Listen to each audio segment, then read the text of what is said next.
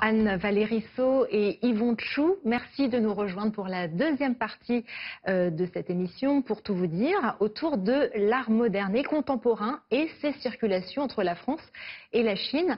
Vous allez nous parler des projets de la fondation Tu Dechun en Chine. Mais tout d'abord, je vous présente à nos téléspectateurs. Yvon Chou, vous êtes le fils du peintre Tu Dechun. Vous êtes architecte de formation et vous êtes le vice-président de la fondation Tu Dechun, dont nous allons parler dans un instant. Et Anne-Valérie Saut, vous êtes vous aussi architecte de formation, vous êtes l'épouse d'Yvon Chou et vous assurez la direction générale de la fondation. Alors, Tu Dechun, c'est l'un des plus célèbres peintres chinois ayant vécu en France. Il est décédé en 2014 et il était né le 24 octobre 2020. Il aurait donc eu 100 ans cette année et à cette occasion, il y a une actualité fourmillante autour de lui. Tout d'abord, pour ceux qui ne le connaissent pas, est-ce que vous pourriez nous dire quelques mots à propos de ce maître de l'abstraction lyrique, comme on l'appelle? Donc, en effet, il est né en Chine en 1920.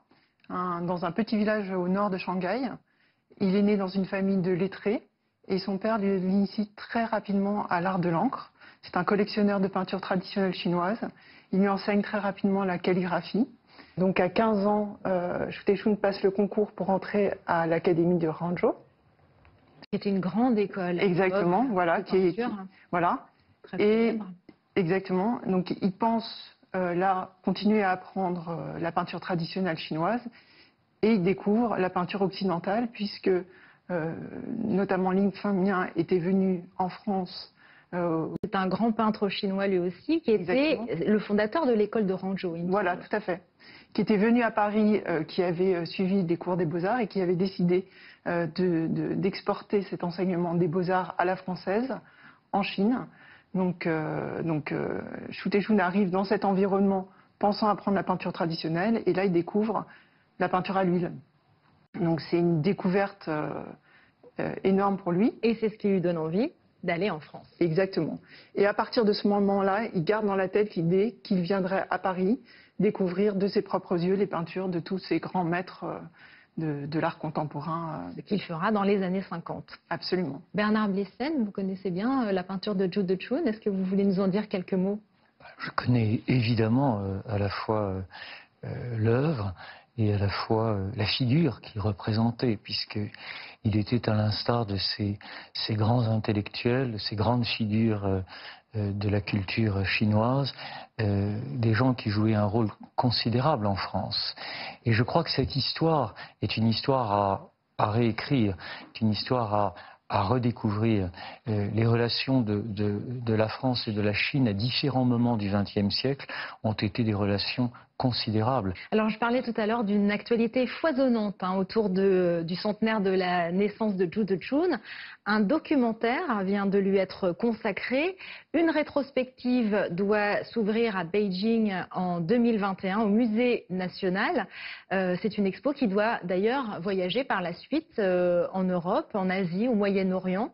Vous pouvez nous présenter un petit peu cette actualité, oui. Yvon Chou? Tout à fait, on a eu l'idée d'agrémenter cette exposition qui retrace un peu toute sa carrière à travers les différents médiums et les différents supports qu'il a pu faire durant toute sa carrière, de l'accompagner d'un film documentaire qu'on va présenter la semaine prochaine à Shanghai. Donc début décembre. Début décembre, tout à fait. Le documentaire aura une vie ensuite à travers les médias et à travers une diffusion télé. On va revenir sur la vie et la peinture de Tu Dechun dans un instant, mais tout de suite, pour mieux faire connaissance avec lui, regardons un court extrait du documentaire réalisé par Christophe Fonseca et produit par les films de l'Odyssée, qui s'intitule tout simplement Tu Dechun. Né en Chine en 1920, dans une famille de lettrés, il est initié enfant à l'art de l'encre, la calligraphie, la poésie et la peinture chinoise. Son talent précoce semble le conduire alors à une grande carrière de peintre traditionnel chinois, un art riche de 20 siècles d'histoire. Mais il découvre la couleur, celle des grands artistes de l'art occidental. Elle va changer sa destinée.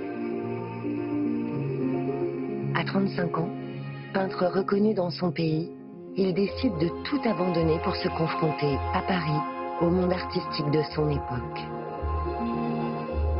Peintre figuratif à son arrivée, il décide d'emprunter une nouvelle voie, celle de l'abstraction. Elle va lui permettre de faire corps avec son inspiration profonde, la nature. À ses débuts, on disait de lui qu'il était le peintre Song du XXe siècle. En France, il crée un monde personnel, imaginaire, poétique et musical. Ses œuvres sont des instantanés d'un univers qui semble en perpétuelle évolution. Il passera toute son existence à parfaire son geste, tout à la fois calligraphe et maître de la peinture à l'huile. Alors Zhu Dechun était un ami de François Chung qu'on connaît bien ici en France et qui est donc un célèbre artiste et poète et qui a écrit à son sujet cette phrase: Zhu Dechun est celui qui a su mettre en fusion et pousser l'idylle à l'extrême entre les cultures occidentales et chinoises. Il a étudié donc les techniques de peinture occidentale, mais il est constamment revenu à la calligraphie et aux traditions chinoises. Yvon Chou, vous voulez nous en parler? Oui, à travers le film documentaire, on sent bien que dans ses racines, la calligraphie est quelque chose qui est vraiment à la base de son geste et de sa peinture. Et au fil du temps, il a gardé cet esprit et l'a ensuite associé avec la découverte qu'il a eue à travers la peinture à l'huile, où il a pu découvrir une autre expression, mais surtout, il est passé de la figuration à l'abstraction. Et ce passage-là a été vraiment un moment clé en arrivant à Paris, où il a trouvé à travers les artistes et les peintures qu'il a pu découvrir de visu quand il est venu en France. Et il a toujours gardé à l'esprit dans sa création justement ces racines qu'on voit à travers la calligraphie. Et aussi le travail du pinceau sur le papier, qui est beaucoup plus délicat et plus difficile que la peinture à l'huile. Lui-même me l'avait dit. Une fois que le pinceau touche le papier, on ne peut plus revenir, c'est fini. Et je dirais qu'au-delà du geste, en fait, c'est vraiment l'esprit de la calligraphie qu'on ressent dans sa peinture. Parce que la calligraphie, ça associe vraiment la poésie, la composition, les pleins, les vides. Et c'est vraiment ce qu'il cherche à faire dans sa peinture, c'est à retrouver à la fois de la poésie, de la musicalité, avoir une composition qui se rapproche aussi un peu de l'idée des peintres traditionnels chinois qui peignaient un paysage, mais qui n'était jamais le paysage réel. Donc lui, comme les peintres chinois traditionnels, peignait un paysage imaginaire dans son atelier, il s'inspirait de la nature, il revenait dans son atelier, toutes ses émotions ressortaient sur le tableau. Vous l'avez observé, vous, Yvon Chou, enfant? Oui, j'ai eu l'occasion, étant enfant, effectivement, de l'observer, parce que l'atelier était au-dessus de la maison, c'était en duplex, enfin la maison de l'appartement. Donc je faisais mes devoirs dans l'atelier, je le voyais peindre, faire ses allers-retours, l'odeur de l'essence turbantine. Au début, il tendait ses châssis, ses cartes, donc il y a tout ce côté manuel, préparatoire, et aussi l'huile de phoque pour boucher les trous de la toile, toutes ces ambiances qui maintenant, avec le temps, me reviennent parce que je me replonge dans son univers. Étant jeune, c'est juste mon père qui fait sa peinture. Mais là, maintenant, c'est quelque chose que je vois avec beaucoup plus de recul et avec toute une autre dimension qui permet de mieux comprendre les préoccupations qu'il avait à l'époque et ces questionnements qu'on retrouve dans les tableaux, parce qu'il était très inspiré de la nature. Donc ce dialogue qu'il a eu toute sa vie, finalement, on le retrouve dans pour maintenant un peu une découverte de son art pictural, où ça correspond à des moments. Et à des voyages aussi, il y a des moments plus ou moins joyeux. Et c'est quelque chose qui est très enrichissant pour moi et aussi intéressant, je pense, à faire comprendre que l'artiste, c'est quelqu'un qui est rempli d'émotions c'est un capteur, en fait. Et donc après, chacun trouve son médium pour l'exprimer. Et lui, il a réussi à le faire à travers la peinture à l'huile, tout en gardant ses racines chinoises et ses calligraphies et toutes ces peintures. Cette présence de la nature dont vous parliez aussi tout à l'heure, Olivier Zeytoun, à propos de l'exposition Design et Ornement. Vous voulez ajouter quelque chose à propos de la peinture de Zhu Dechun? Oui, non, c'est vrai que c'est cette question du passage qui est très belle, peut-être, de ces individus qui sont capables de mener un passage entre différentes cultures, et ils sont rares à le faire d'une telle manière.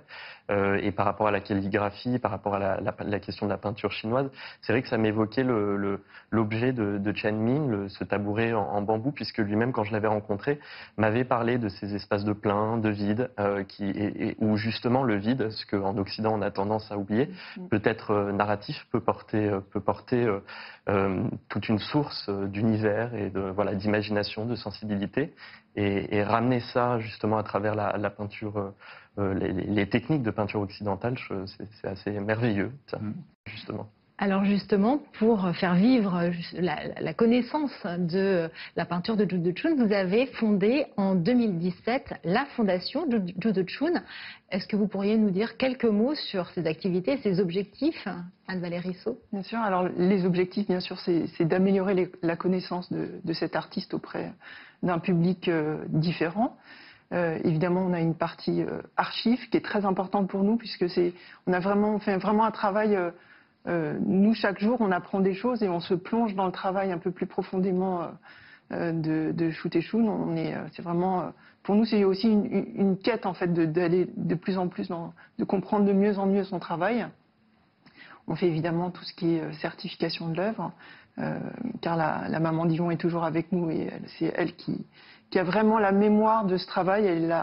On la voit beaucoup dans le documentaire. Exactement. Elle a constitué une base documentaire depuis leur arrivée en France, considérable. Elle a tout noté méticuleusement. Elle gardait tout. Ouais, et c'est vraiment fantastique pour nous pour pouvoir retrouver les documents. Et puis, on a des projets de collaboration avec notamment l'École internationale de Genève pour s'ouvrir à un jeune public, apprendre aussi de ce jeune public dans une démarche pédagogique. Réaliser un prix pour des jeunes générations d'artistes, des projets d'exposition, des projets Et des projets avec d'autres musées peut-être? Oui. Pourquoi pas avec le Centre Pompidou West Boone Museum? De fait, ce dialogue devra exister, c'est la raison d'être même de l'institution. Lors de l'ouverture, nous avions justement conçu, entre autres, une salle où nous faisions dialoguer des artistes occidentaux et des artistes chinois. Et pour ceux qui savaient regarder, on voyait véritablement cet art du geste, ce rapport au temps, si essentiel, cette idée du repentir que vous évoquiez tout à l'heure et qui n'existe pas de fait de la même manière dans d'autres cultures. Voilà, c'est cela la mission même d'une institution. C'est cela qui doit, je dirais, nourrir l'activité et les échanges que nous essayons d'élaborer dans les années qui viennent. Merci Bernard Blisten, Olivier Zeytoun, Yvon Chou, Anne-Valérie Saut d'être venus nous parler du Centre Pompidou à Shanghai et de Zhu Dechun. Pour ceux qui seraient à Shanghai ces jours-ci, je rappelle que Design est merveilleux, la nouvelle exposition du Centre Pompidou West Boone Museum, c'est jusqu'au 28 février et qu'en 2021, ce sera l'exposition Zhu Dechun au Musée national de Chine à Pékin. N'hésitez pas. Merci à tous de nous suivre et à la semaine prochaine pour un nouveau numéro de Pour tout vous dire.